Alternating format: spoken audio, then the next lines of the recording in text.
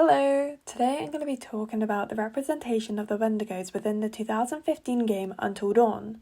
The Wendigo comes from Algonquin folklore. It is said to be a malicious spirit that can possess a human being, with the side effects of extreme hunger. But looking deeper into the folklore, the Wendigo is often associated with greed, desire, but also starvation, famine, and the cold. It is said that the spirit possesses those who commit cannibalism. Within the northern Algonquin cultures, they often saw the act of cannibalism as a taboo act, as they believed that the correct way of dealing with starvation or famine is suicide or death. The Wendigo was used to deter people from using cannibalism as a last resort for survival. Due to the diet of human flesh, the Wendigo would grow twice in size after eating, showing it never truly stays full and must live with a never-ending hunger. I would like to quickly cover a couple representations of the Wendigo within media. The creature is often depicted with a deer's head. This can be shown within the film Antlers, made in 2021. This film is a supernatural horror that uses the Wendigo as its source of evil. Their teeth are like deers, who are herbivores, and considering the Wendigo eats human flesh, it doesn't seem practical with the design. Its chest glows orange-red to symbolize that its heart is corrupted with evil and sin. Now, looking at the folklore of the Wendigo, it is said that the way you turn is through the act of cannibalism, whereas in the film, all it takes is contact with the creature. This can be through a scratch or a bite. I personally didn't like this adaptation of a Wendigo, since it didn't appeal to me with the way that it depicted it through design and logic. Now, quickly looking into the Wendigos in the film Until Dawn, released in 2025, they copied the game adaptation of the creatures. Although they were accurate with the Wendigos through looks, it's the logic they used behind them that didn't line up well. They say that the way you turn into a Wendigo is if you don't escape the time loop quick enough. Now, I didn't like how they made this film into a time loop slasher in the first place, let alone how the victims turned Wendigo. Anyway, now getting into the game of Until Dawn, that was released in 2015, it follows the story of a friend group that throws a party in the year 2014. At this party, some of the friends decide to pull a prank on Hannah, who has a crush on Mike. It was just a prank,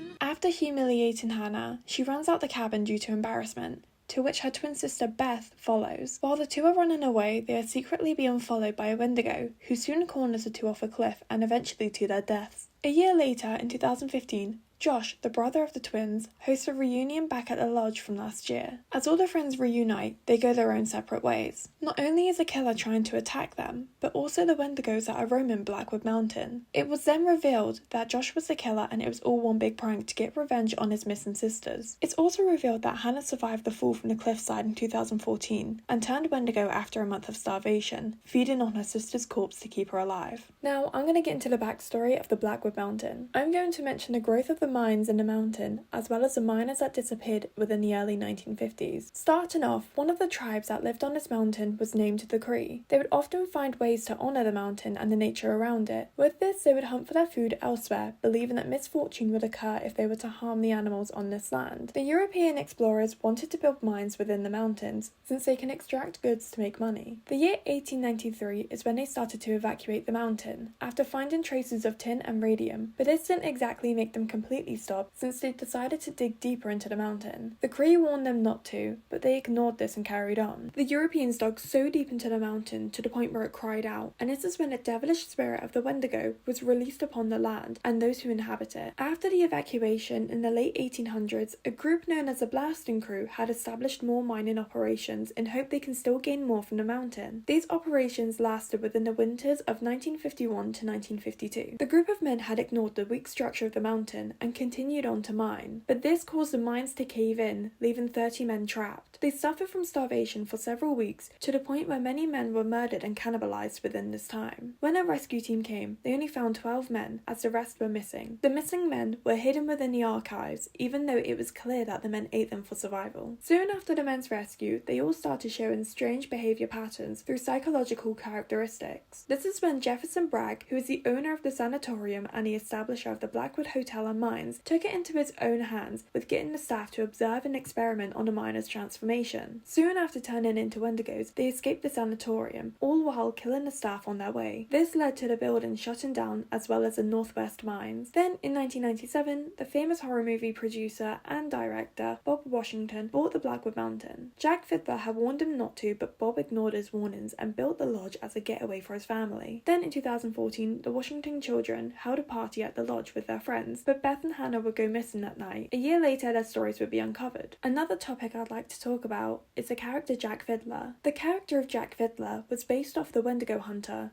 Jack Fiddler, who was a Korean man who had killed 14 Wendigos within his lifetime. These Wendigos can also be known as people who had suffered from Wendigo psychosis. Wendigo psychosis is when people turn to cannibalism with no motive behind it. A good case to look into with this is Swift Runner. Jack Fiddler was put on trial in the year 1907 after the murder of his brother's daughter-in-law. Although rather than facing a death penalty, Jack Fiddler took his own life while on a prison walk, and his brother faced life in prison. Anyway, now focusing on the character Jack Fiddler.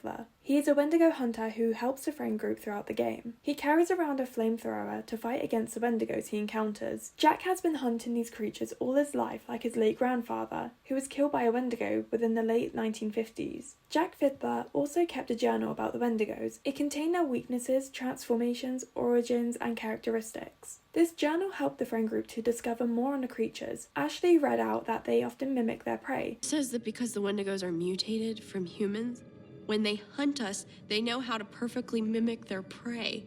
And later she experiences this firsthand. Understand the palm of my hand, bitch.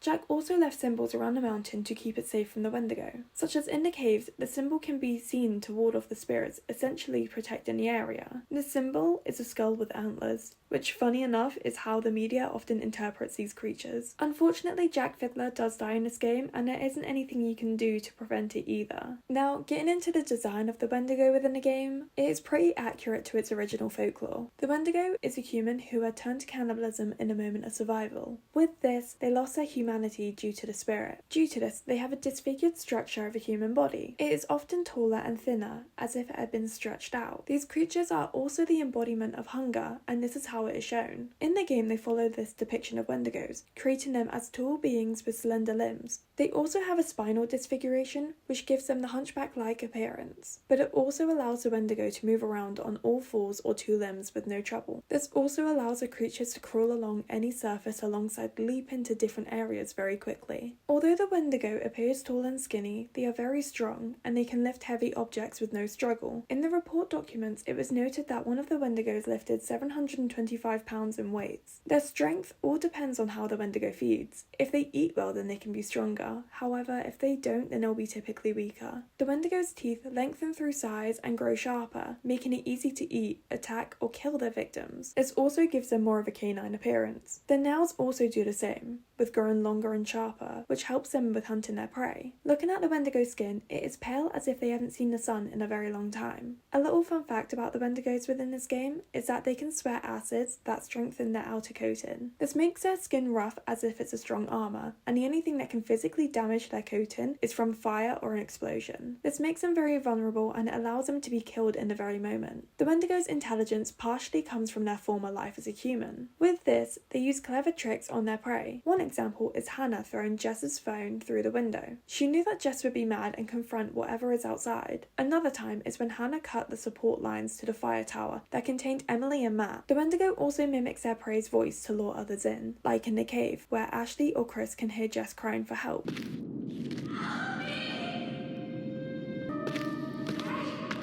Except it's not Jess, but Hannah. Hannah seems to keep her victims' heads as some sick trophies down in the mines. While the Wendigos search for their food, they would use a high-pitched scream as a way of scaring their prey into moving, therefore giving up their location.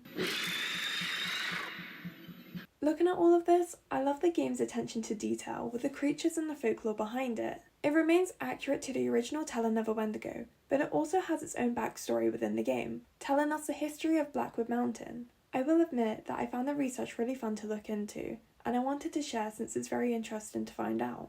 I personally think that Until Dawn had a good representation of Wendigos. I would love to hear your opinions as to whether you agree or disagree with this. Anyway, I hope that you enjoyed this video and hopefully learned something new about Until Dawn. Goodbye!